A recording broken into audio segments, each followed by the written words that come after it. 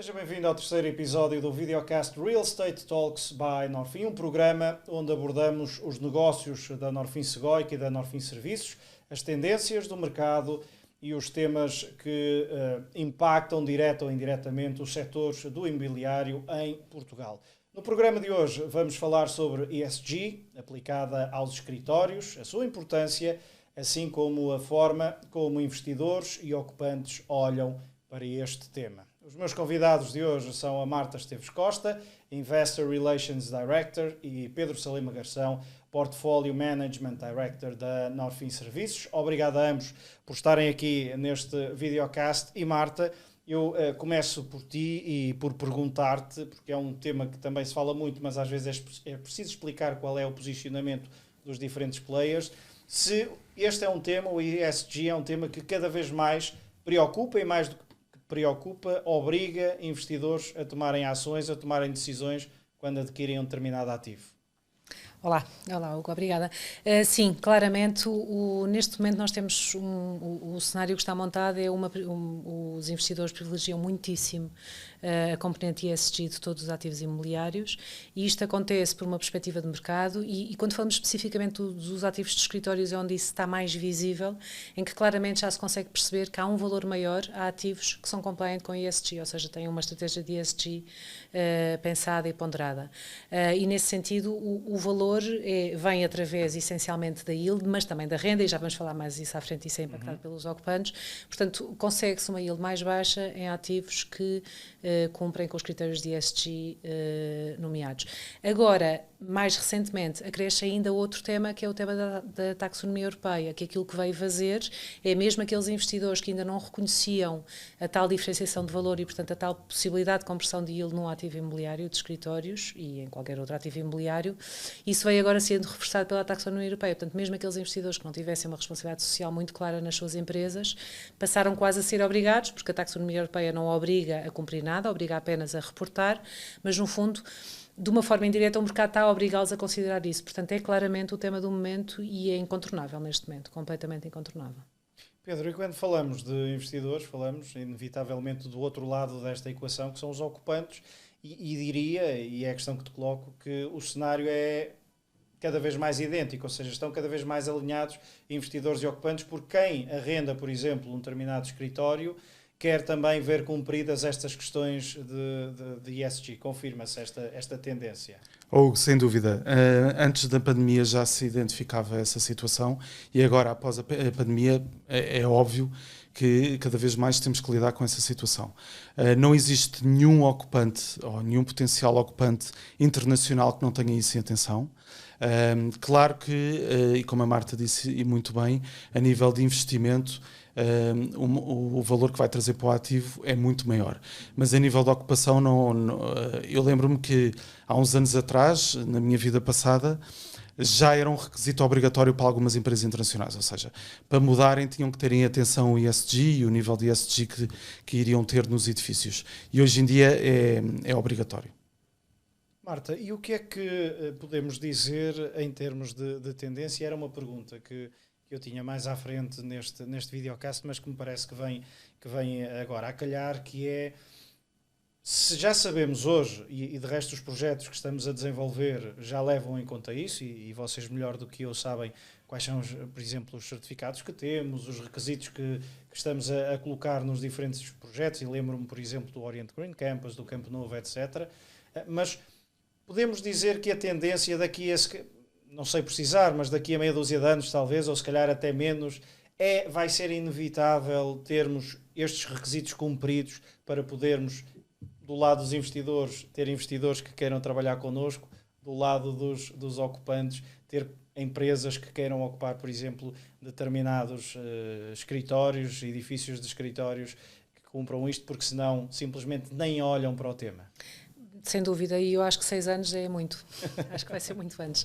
E é isso que nos preocupa todos um pouco, porque eu acho que é inevitável é mais ou menos comumente aceito por toda a gente que alguma coisa tem que ser feita e tem mesmo que ser feita. No entanto, nós temos um problema no parque imobiliário das nossas cidades, e isso acontece em muitos outros países, que é as exigências dos ocupantes e de investidores são altíssimas, mas a possibilidade do mercado responder a isso é um bocadinho difícil, porque o nosso estoque imobiliário é bastante envelhecido e, portanto, vai ser um desafio muito grande que vai ter que ser desenvolvido por todos os proprietários de imóveis, de começar a adaptar os requisitos dos seus ativos aos novos, no fundo, a este novo enquadramento ESG que antes nem se pensava, não é? Era bom, gastávamos menos eletricidade, reduzia os custos operacionais do edifício, hoje em dia aumentou o valor. Mas, como tu disseste bem, não é só aumentar o valor, ou seja, porque o que nós fazíamos no passado, eu lembro de fazer estas análises no passado, é, bom, se eu investir em ter um edifício mais eficiente, quanto mais de renda é que eu vou receber? Esta era a análise que nós fazíamos antes. E quanto menos de yield é que eu vou conseguir? Neste momento, a análise que não se faz já, mas que se vai fazer muito rapidamente é, nem sequer é uma análise, é se eu não investir em ESG neste edifício, o meu edifício vai ficar vazio.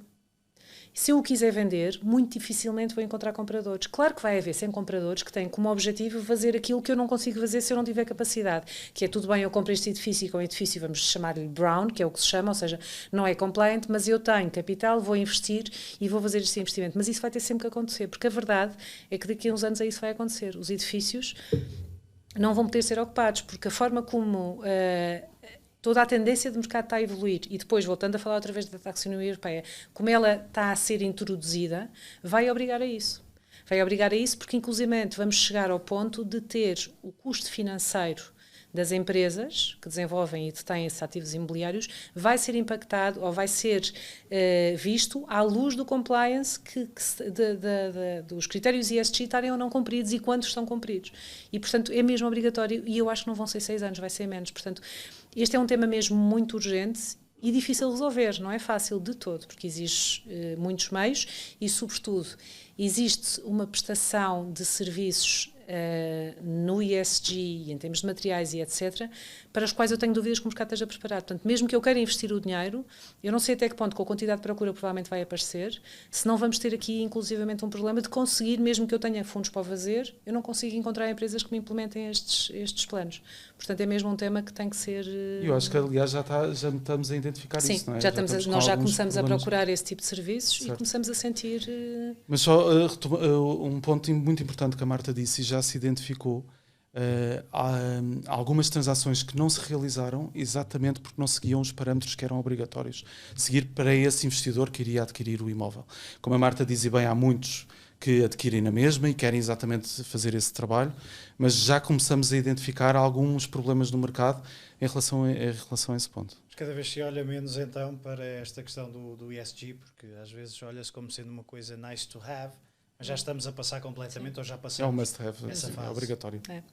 Eu hoje de manhã estava a ter uma conversa interessante com o fornecedor, precisamente estávamos a consultar para contratar serviços de ESG, e eles referiam os departamentos, as empresas não devem ter departamento de sustentabilidade porque a sustentabilidade vai fazer parte do seu core business. Uhum. E eu estava a referir um exemplo que tinha tido precisamente também noutra discussão que tive sobre o tema, em que diziam todas as pessoas que trabalham em departamentos de sustentabilidade tenham em conta que os vossos empregos vão acabar.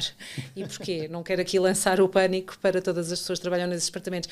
É porque eles vão deixar de fazer sentido, porque vai estar tão incorporado, ou seja, a função deles vai ser ainda mais importante, já não vai haver um departamento de sustentabilidade, ela vai ter totalmente incorporada nas empresas. Isso é quase obrigatório, ainda bem que é assim. Será inerente. Porque, sim, vai fazer parte. Mas, Olga, deixa-me só aqui acrescentar o seguinte. Em relação ao que a Marta estava a dizer,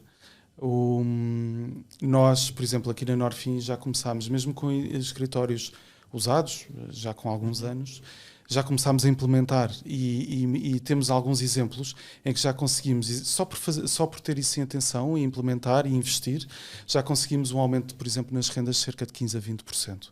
Portanto, vale a pena, é mesmo um investimento que vale a pena fazer. Para além disso, para além destes investimentos que temos andado a fazer, nós projetamos muito para o futuro, ou seja, para daqui a 3, 4 anos, e queremos que os nossos edifícios sejam intemporais, ou seja, temos que ter, é obrigatório o tipo de equipamentos que vamos contratar, é obrigatório a qualidade do edifício, a flexibilidade é fundamental e, portanto, nós, para projetarmos os nossos edifícios de escritórios, estamos exatamente nesta fase a pensar em todos estes pontos do ESG, que é importantíssimo. E é interessante teres tocado nesse ponto, porque a questão que eu tinha a colocar é, imagina, para quem desconhece, que é difícil nesta altura do campeonato, mas que ainda desconhece o Oriente Green Campus ou o Campo Novo e as suas características a este nível, como é que tu explicas, como é que se operacionalizam, como é que se desconstrói, como é que se traz isso para a realidade, essas práticas implementadas a uma infraestrutura, mas também me parece importante explicares um bocadinho, porque às vezes pode haver a ideia errada de que a ESG consegue-se aplicar aos novos edifícios e não aos edifícios mais antigos. Mas esse exemplo que acabaste de dar é ótimo, porque é possível também dar nova vida ESG compliant a edifícios mais antigos. Sim, isso é obrigatório. E depois temos o Campo Novo. E o Campo Novo, de facto, foi muito bem estruturado a nível de localização, tem todas as amenities necessárias. Em relação ao Oriente Green Campus, é no fundo uma extensão do Parque das Nações. Portanto, podemos olhar como o Oriente Green Campus como para o Parque das Nações há uns anos atrás, se bem que tem uma vantagem, tem um bairro, tem uma vivência de um bairro com muitos serviços que pode, no fundo, o Oriente Green Campus usufruir. E, portanto, são cerca de 40 mil metros quadrados. Nós aproveitamos a estrutura existente, o que a nível de ESG também foi muito importante, pegada de carbono. E, portanto, é o primeiro edifício que nós vamos ter LEED Platinum, Well Gold, e tivemos isso em atenção e projetá-lo para o futuro. E, portanto, até durante o primeiro quarter de 2024 vai ser dos primeiros projetos disponíveis no mercado, neste momento, a aparecer. Eu, em relação ao Campo Novo, acrescentaria só este tema da cidade dos 5 minutos, não é só porque é giro e é inovador e etc., é porque é também sustentável, porque ao ser uma cidade dos 5 minutos, as pessoas que vivem no Campo Novo e que trabalham no Campo Novo têm toda uma oferta de serviços que vai limitar muito as deslocações que eles têm que fazer de automóvel, porque podem fazer lá a pé. E depois ainda há mais um tema, que isso é pela localização, e aí temos que agradecer à Câmara de Lisboa, que é as ciclovias todas que servem à volta do campo, aliás, à volta da zona do Campo Novo, que permite que as pessoas possam circular com muita facilidade pelo centro da cidade de bicicleta, porque eles saem de casa, aliás, já estão praticamente de Lourdes dentro também da estamos a fazer ciclovia. exatamente a mesma Sim, coisa, no Oriente Green Campus, exatamente. Muito obrigado pela vossa análise e pela vossa presença neste videocast. É tudo por hoje no videocast Real Estate Talks by Norfin. Regressamos em breve, até lá. Pode continuar a acompanhar-nos nas diferentes plataformas digitais.